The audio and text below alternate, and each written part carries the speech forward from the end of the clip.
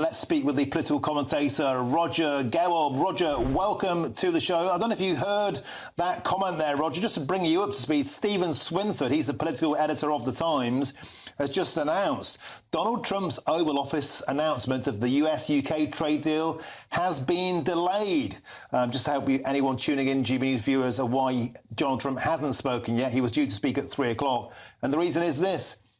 It sounds like there was an attempt to get Starmer patched in by video call so he can be there remotely at least. While Number 10 was hopeful of getting a breakthrough this week, it didn't actually know it was coming until last night. The logistics have been challenging, to say the least. Roger, it's an astonishing situation where the first tariff trade deal of any of them in the entire world is being announced by Donald Trump without the recipient, the partner being involved, and now they're hastily trying to get Sir Keir Starmer patched in by video link. Yes, good afternoon. Well, I'm not sure that your last guess from the Heritage Foundation is right. I'm not sure that it's Number 10 that's pushing for this. This could be typical Donald Trump showmanship. He likes to keep people slightly off balance, and this might have been planned. And it may very well be they who's talking about bringing Starmer into the discussions. But it's all showmanship, and I think it'll be a very interesting ride. Yeah, I mean, the last time we had a video link between America and UK of this nature was Live Aid. It's just astonishing that we're seeing this patch-up of a deal. But back to the deal, Roger. Is the special relationship worth a row of beans when you're dealing with somebody like Donald Trump, who so far has been resolutely clear his entire modus operandi is America first? Yes, absolutely. In fact, it's probably worth more in Trump's hands than with anyone else. Trump is a consummate businessman rather than a politician. What you see is what you get, and he delivers what he says he will, and you can count on him to bring forth what he says he's going to bring forth. So that makes a trade deal, something that you can rely on a great deal more than in other situations. And as with the tariffs, where he's just a businessman putting things right, where America has been taken advantage of for decades and decades, and previous administrations, one after the other, haven't been able to do anything about it. He's putting it right, and he's getting respect for that. 50 countries have come forward and said, yeah, fine, we'll drop our tariffs if you drop these new ones. And so, Roger, with all of that in mind, why do you think Donald Trump has decided to put the United Kingdom at the front of the queue? Because don't forget, it was Barack Obama back in 2016, came to the UK. Many people felt he was interfering with our electoral process, where he said if British voters vote for Brexit, the UK will be at the back of the queue for any potential trade deal. Joe Biden was hardly complimentary towards the United Kingdom. You could say Boris Johnson missed an opportunity to do a deal with Donald Trump version 1. Nevertheless, here we are now. Is there something in this of putting Britain first to show the European Union that they're behind Britain in the queue? Yep. Why is Britain first? Absolutely, because of Brexit. I think that Trump certainly favored Brexit. The European Union, frankly, let's be honest, they have trouble deciding on lunch.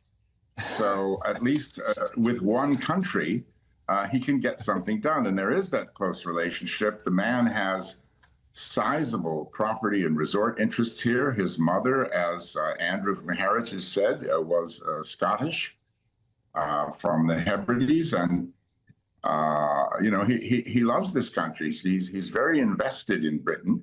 And of course, it should come first because, otherwise, if he were to deal with the EU, he'd be sitting there listening to what, all kinds of countries he doesn't know well at all would have to say. It's very hard, from a couple of dozen countries to get a consensus on anything. This is much easier to make a deal with one's closest ally.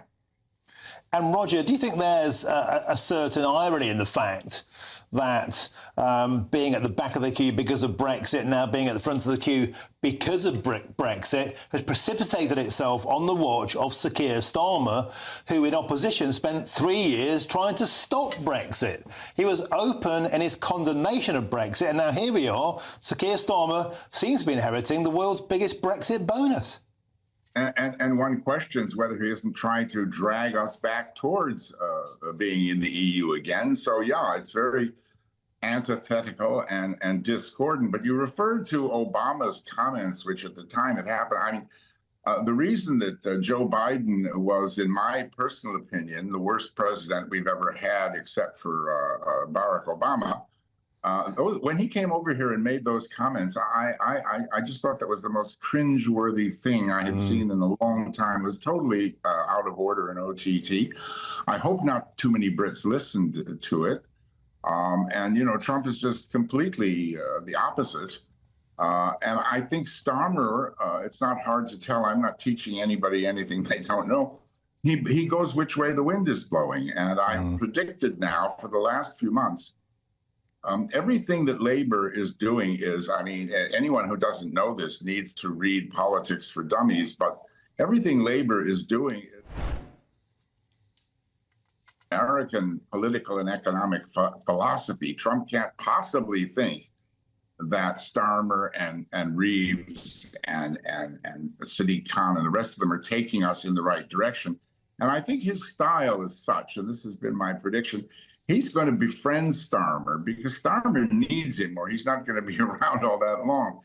And I think he's going to be able, with his charm, to move them in a slightly better direction. So I think you'll see a close relationship develop there. I may be wrong, but that's my prediction rather than some outright fighting between them. I think he'll help Starmer and help Britain because he loves this place.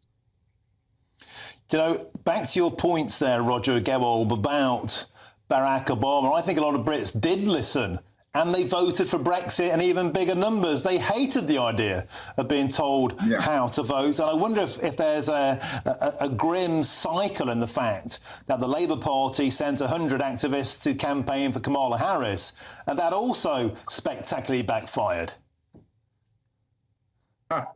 I think it demonstrates. I mean, I know Trump, and I mean he's utterly charming and incredibly strategic and intelligent. And I can't imagine, you know, how he can put up with so much, you know what, that's been thrown at him, including what you just referred to. But he's going to do it with aplomb. He's going to do it with grace and dignity. And maintain the relationship and butter up all the people he needs to butter up so that, you know, they aren't combative.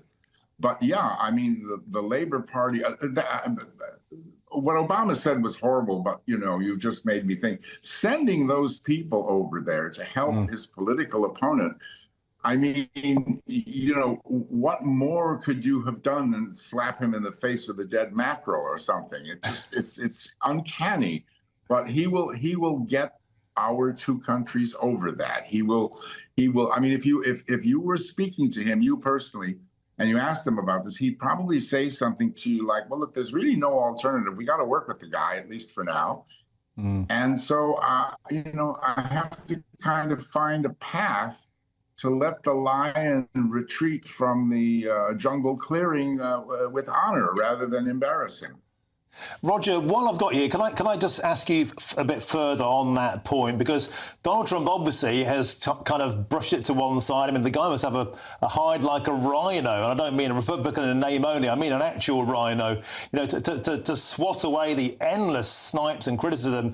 But one of the enduring sights for me was watching how tightly David Lammy must have had his buttocks clenched in the White House. David Lammy, the British Foreign Secretary, sat alongside Sir Keir Starmer in that meeting when Sir Keir Starmer got the letter out from the King, the same David Lammy that had called Donald Trump a fascist, a racist, a misogynist. And yet Donald Trump has brushed that to one side because he sees the bigger picture.